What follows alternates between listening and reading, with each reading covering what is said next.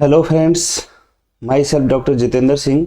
आज मैं अपने इस मेडिकल पाठशाला चैनल पर अपने ईसीजी का फर्स्ट वीडियो रिकॉर्ड करने जा रहा हूं दोस्तों, जो कि बहुत ही बेसिक लेक्चर है बट बहुत ही इम्पोर्टेंट लेक्चर है। अपन जितने भी लेक्चर आज के बाद जितने भी लेक्चर ईसीजी पे रिकॉर्ड करेंगे, उनमें जब भी वो लेक्चर स्टार्ट होगा तो उससे पहले इस लेक्चर के बारे में ज़रूर पढ़ेंगे अपन। तो दोस्तों स्टार्ट करते हैं lecture. Conduction system of the heart. Conduction system of the heart मतलब जो ईसीजी होता है, ईसीजी अपन जो करते हैं, तो ईसीजी का मतलब क्या होता है?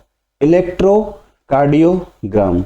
मतलब जो भी हार्ट के अंदर इलेक्ट्रिकल एक्टिविटी हो रही है उसका ग्राफिकल रिप्रेजेंटेशन जो अपन करते हैं एक मशीन के थ्रू, उसको अपन बोलते हैं ईसीजी।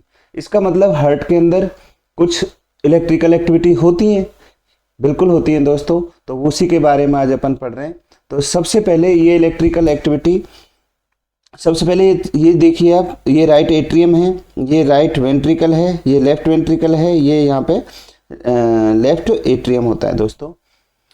जो राइट एट्रियम होता है और जहाँ ये ऊपर से सुपीरियर वेना केवा आ रही है, सुपीरियर वेना केवा जहाँ पे राइट एट्रियम में खुलती है वहाँ पे एक नोड होता है, उसको अपन बोलते हैं ऐसे नोड, साइनो एट्रियल नोड। यहाँ से ही हार्ट के लिए इम्पल्स जनरेट होते हैं, यहीं से इलेक्ट्रिकल एक्टिविटी जनरेट होती है जिससे कि आगे करंट फ्लो करता है। ये जो इलेक्ट्रिकल करंट जहाँ से निकलने के बाद इंटरनोडल पाथवे के थ्रू ये पूरे एट्रिया में फैल जाता है और फाइनली ये लास्ट में कहाँ पे आता है? एवी नोड में आता है। एवी नोड से बंडल ऑफ हिज में जाता है, बंडल ऑफ हिज से दोनों साइड में ये बंडल ब्रांच है दोनों साइड में, और बंडल ब्रांच से ये लास्ट में पुरकिंजे फाइबर्स में चला जाता है। तो दोस्तों ये इसका हार्ट के अंदर जो करंट फ्लो का नॉर्मल पाथवे है, ऐसे नोड से एवी नोड, एवी नोड से bundle of His, bundle of His से bundle branch, right bundle branch, left bundle branch, bundle branch से पुरकिंजे फाइबर्स। ये नॉर्मल करंट फ्लो है। इस current flow से होता क्या है? जब चलो एक बार पहले आप ये देखो, जो भी मैंने अभी तक लिखा है वापस एक बार इसमें मैंने लिखा है, तो आप एक बार प्लीज इसको देख लें। ये ऐसे नोड है, राइट एट्रियम में है, यहाँ से फिर ये एवी नोड है, एवी नोड में ऐसे नोड से जो भी इलेक्ट्रिकल एक्टिविटी या करंट जो भी निकला वो इंटरनोडल पाथवे जो ये फाइबर्स दे रखे हैं इनके थ्रू एवी नोड में आया, एवी नोड के थ्रू ये बंडल ऑफ हिज में आया, बंडल ऑफ हिज के बाद ये राइट और लेफ्ट बंडल ब्रांच में गया और फाइनली ये पुरकिंजे फाइबर्स में गया। उसके बाद ये एक और डायग्राम मैंने दिखाया है, सेम डायग्राम है ये, बट इसमें अपन ने उसका जो कंडक्शन पाथवे है उसको केवल अलग से फोकस किया है। तो वापस से देखिए, ऐसे नोड है, इंटरनोडल फाइबर्स हैं, एवी नोड है, बंडल ऑफ हिज है, ये बंडल ब्रांच हैं और लास्ट में ये पुरकिंजे फाइबर्स हैं। इसको भी मैंने वापस लिखा है, आप वीडियो को पॉज करके इसको अच्छे से पढ़ सकते हो, देख सकते हो। ये है नेक्स्ट दोस्तों, ये बहुत ही छोटी सी स्लाइड है लेकिन बहुत ही इंपॉर्टेंट स्लाइड है। मैंने जैसा कहा कि जो अगर हम जब भी ईसीजी के नेक्स्ट वीडियो रिकॉर्ड करेंगे तो सबसे पहले यही स्लाइड बार बार बोलेंगे। तो यही स्लाइड है, मैंने बार बार बोल चुका हूँ। सबसे पहले करंट ऐसे नोड में आया, ऐसे नोड से क्या हुआ? एट्रियल डिपोलराइजेशन हुए। डिपोलराइजेशन मीन्स कॉन्ट्रैक्ट करे, तुम तो सिंपल डिपोलराइजेशन वर्ड आए तो सिंपल कॉन्ट्रैक्ट करे, एट्रिया कॉन्ट्रैक्ट करे। उसके बाद करंट कहाँ आया? एवी नोड में आया। एवी नोड में आने के बाद कहाँ आया? बंडल ऑफ हिज में आया। बंडल ऑफ हिज से कहाँ गया? Right bundle branch, left bundle branch. इसमें ये एक बहुत ही इंपॉर्टेंट पॉइंट है, आप इसको जरूर याद करें अभी, और आगे जब भी मैं इसको पढ़ाऊंगा तो ये बात हमेशा मैं बोलूंगा तो तुम्हें ये चीज़ समझ में आनी चाहिए कि ये सर ने पहले बता रखा है। Left bundle branch is thick and depolarise first. मतलब जो लेफ्ट बंडल ब्रांच है वो थिक होती हैं और पहले डिपोलराइज होती हैं एक्चुअली। उसके बाद ये जो लेफ्ट बंडल ब्रांच ही हैं यही करंट राइट बंडल ब्रांच को देती हैं, और जिसकी बाद राइट बंडल ब्रांच से और लेफ्ट बंडल ब्रांच के बाद फिर पुरकिंजे फाइबर्स में करंट जाता है और वेंट्रिकल अपने डिपोलराइज करते हैं। इसका क्या सिग्निफिकेंस है अभी आपको समझ में नहीं आएगा, लेकिन जब आप लेक्चर सुनोगे तब ये समझ में आएगा। ठीक है दोस्तों, तो नॉर्मल पाथवे, जब ऐसे नोड से एवी नोड तक करंट गया तो एट्रिया डिपोलराइज हुए। एट्रिया डिपोलराइज होने से क्या होगा? एट्रिया कॉन्ट्रैक्ट करेंगे, उससे क्या होगा? एट्रिया के अंदर जो ब्लड है वो वेंट्रिकल में आ जाएगा। उसके बाद उससे क्या होगा?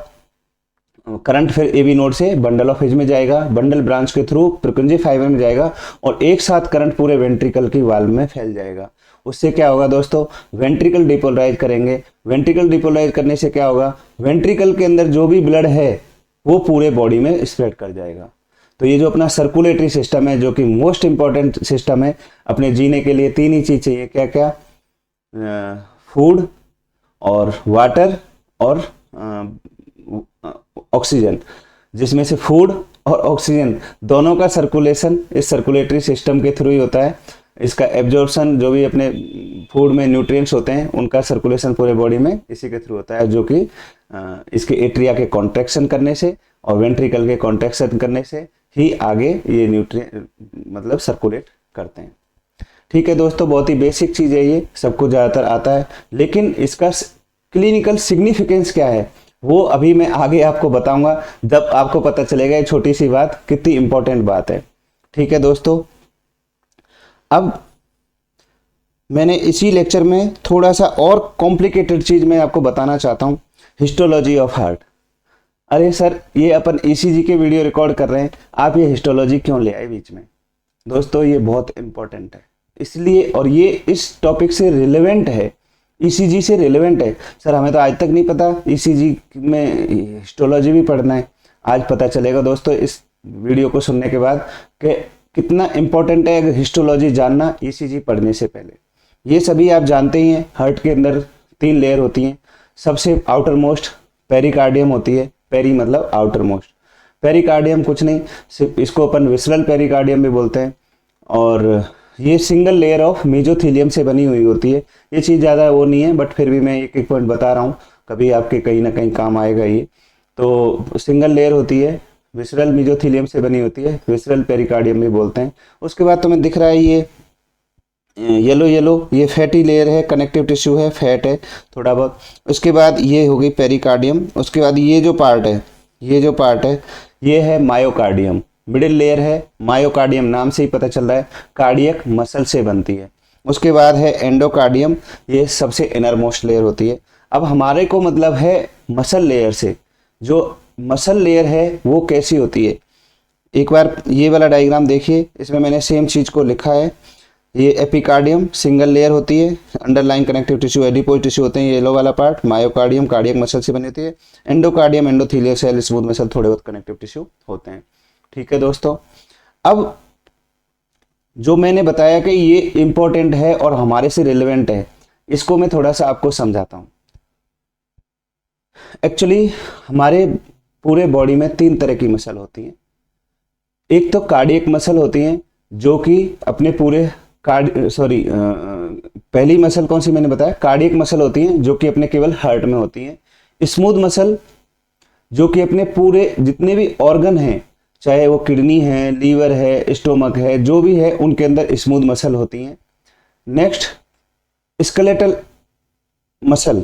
स्केलेटल मसल अपने स्केलेटल नाम से ही समझ में आ रहा है, अपने बोन से जुड़ी होती है, जो अपने हाथ पैरों की मसल होती हैं, पीठ की, पेट की, जो भी मसल होती हैं वो कैसी होती हैं, स्केलेटल मसल। तो 3 तरह की मसल होती हैं, कार्डियक मसल, स्मूथ मसल और स्केलेटल मसल। तो कार्डियक मसल आज हमारे से रिलेवेंट है, बाकी चीज़ों के बारे में हम अभी डिस्कस नहीं करेंगे। तो कार्डियक मसल जो है उसका एक पिक्यूलियर फीचर होता है। पहले आप एक बार डायग्राम देख लीजिए, फिर मैं इसको बताऊंगा। कार्डियक मसल जो है, अगर उसकी अपन माइक्रोस्कोपिकली हिस्टोलॉजिकली उसको देखें, तो कार्डियक मसल फाइबर्स जो होते हैं, ऑब्वियसली कोई भी सेल्स होती है, कार्डियक सेल्स होती हैं इसमें, और जो भी सेल्स हैं उनके अंदर न्यूक्लियस है। न्यूक्लियस के बाद जो मसल फाइबर्स हैं, बहुत सारे जो मसल फाइबर हैं, ये ट्रांसवर्स, जो इनके बीच में 2 फाइबर्स के बीच में ट्रांसवर्सली अरेंज्ड एक डिस्क होती है, उसको अपन बोलते हैं इंटरकैलेटेड डिस्क। इंटरकैलेटेड डिस्क, इसका क्या मतलब है, इसका क्या यूज है? इसकी वजह से ये जो फाइबर्स हैं, कार्डियक मसल के जो फाइबर्स हैं, एक दूसरे से जुड़े रहते हैं, और एक कार्डियक फाइबर्स में जो भी इलेक्ट्रिकल एक्टिविटी हो रही है वो दूसरे में आसानी से ट्रांसफर हो सकती है। Smooth muscle and skeletal muscle में ऐसा नहीं होता। ये कार्डियक मसल का ही पिक्यूलियर फीचर है, इंटरकैलेटेड डिस्क, जिसकी वजह से जो भी इलेक्ट्रिकल एक्टिविटी एक फाइबर्स में हो रही है वो दूसरे फाइबर्स में हो जाती है। इससे क्या होता है सर? इससे ये होता है कि सारी की सारी कार्डियक मसल एक साथ कॉन्ट्रैक्ट करती है। अब इससे क्या पता चलता है, इसी वजह से अपने जो हार्ट के अंदर एट्रिया एक साथ कॉन्ट्रैक्ट करते हैं, ना कि पहले राइट एट्रियम कॉन्ट्रैक्ट करेगा फिर लेफ्ट एट्रियम कॉन्ट्रैक्ट, ऐसा नहीं होता है। पूरा एट्रिया जैसे ही करंट ए से नोड से निकला पूरा वो एक साथ उसमें स्प्रेड कर जाता है और आगे एक साथ कॉन्ट्रैक्ट करते हैं। तो सर फिर तो जब एक जैसा काम करते हैं तो वेंट्रिकल भी एक साथ काम कॉन्ट्रैक्ट कर जाने चाहिए। दोस्तों ऐसा ही होना चाहिए था, बट ऐसा नहीं होता क्योंकि भगवान ने और थोड़ी व्यवस्था कर दी। भगवान को पता है कि पहले एट्रिया को कॉन्ट्रैक्ट कराना है फिर वेंट्रिकल को, क्योंकि पहले हार्ट के अंदर ब्लड को कलेक्ट करना है और फिर उसको आगे ऑक्सीजनेटेड करके उसको पंप करना है, मिक्स नहीं करना है। तो इसलिए भगवान ने एक एट्रिया और वेंट्रिकल उसके बीच में एक इंसुलेटर रिंग लगा दी, जिसकी वजह से करंट एट्रिया में तो पूरे में एक साथ फैल जाता है, वेंट्रिकल में तो एक साथ फैल जाता है, लेकिन पूरा एट्रिया टू वेंट्रिकल में एक साथ नहीं फैलता। इसको अपन बोलते हैं फाइब्रोस्केलेटन ऑफ द हार्ट। मैंने वो भी स्लाइड इसमें डाली है, तो अभी ये आप देख लिया आपने स्लाइड, ये देख सकते हो। उसके बाद अपना नेक्स्ट टॉपिक यही है, फाइब्रोस्केलेटन ऑफ द हार्ट। ये फाइब्रोस्केलेटन ऑफ द हार्ट क्या करता है, एक तो जो अपने एट्रिया हैं और वेंट्रिकल हैं उनके बीच में जो जंक्शन है, जो रिंग का जंक्शन है, ये वाला जो पार्ट है ये यहाँ पे होता है। ऊपर एट्रिया है नीचे वेंट्रिकल हैं, नीचे वेंट्रिकल हैं ऊपर एट्रिया हैं, और इसके जंक्शन पर ये रिंग होती है, फाइब्रोस्केलेटन रिंग होती है, फाइब्रस रिंग होती है। इसका क्या यूज है सर? इसका यूज ये है, आप ये जो वाल्व देख पा रहे हो, एओर्टिक वाल्व, पल्मोनरी वाल्व, और ये दोनों बाइकस्पिड ट्राइकस्पिड वाल्व जो देख पा रहे हो, इनको शेप देती है। अगर ये फाइब्रस रिंग नहीं होती तो ये ऐसे इनका फिक्स शेप नहीं होता। अब एकदम दिख रहा है आपको क्लियर कट राउंड हैं, ये सेमी ल्यूनार हैं, ये बाइकस्पिड हैं, ये इस रिंग की वजह से ही होते हैं। ये तो इसका एक काम है, लेकिन जो हमारे से रिलेवेंट जो काम है, जो ईसीजी में हमें काम आएगा, इसमें ये है कि जो हमारा इलेक्ट्रिकल एक्टिविटी एट्रिया से जनरेट हुआ, पूरे एट्रिया में तो एक साथ फैल गया, लेकिन वो एट्रिया में जो फैला वो एक साथ वेंट्रिकल में आगे नहीं आया। वेंट्रिकल में आगे आने से पहले वो इस इंसुलेटर रिंग ने रोक दिया। तो एट्रिया के अंदर जो एक्टिविटी है सारी चीज एक साथ होगी। इस वेंट्रिकल, अब नीचे सर कैसे, फिर वेंट्रिकल कैसे जनरेट करते हैं, वेंट्रिकल कैसे कॉन्टेक्ट करते हैं? दोस्तों भगवान ने इसके लिए भी व्यवस्था करी है। जो अपना एवी नोड है ना, वो इसलिए बनाया, जितना भी करंट ऐसे नोड से निकला पूरे एट्रिया में फैलेगा खूब, उसके बाद एट्रिया कॉन्ट्रैक्ट करेंगे, उसके बाद वो एवी नोड में आ जाएगा। और केवल एवी नोड ही एक ऐसा पासेज है, एवी नोड के थ्रू ही करंट नीचे वेंट्रिकल में जाएगा, फिर उसके बाद बंडल ऑफ हिज में गया, फिर वो भले ही पूरे वेंट्रिकल में फैल जाएगा।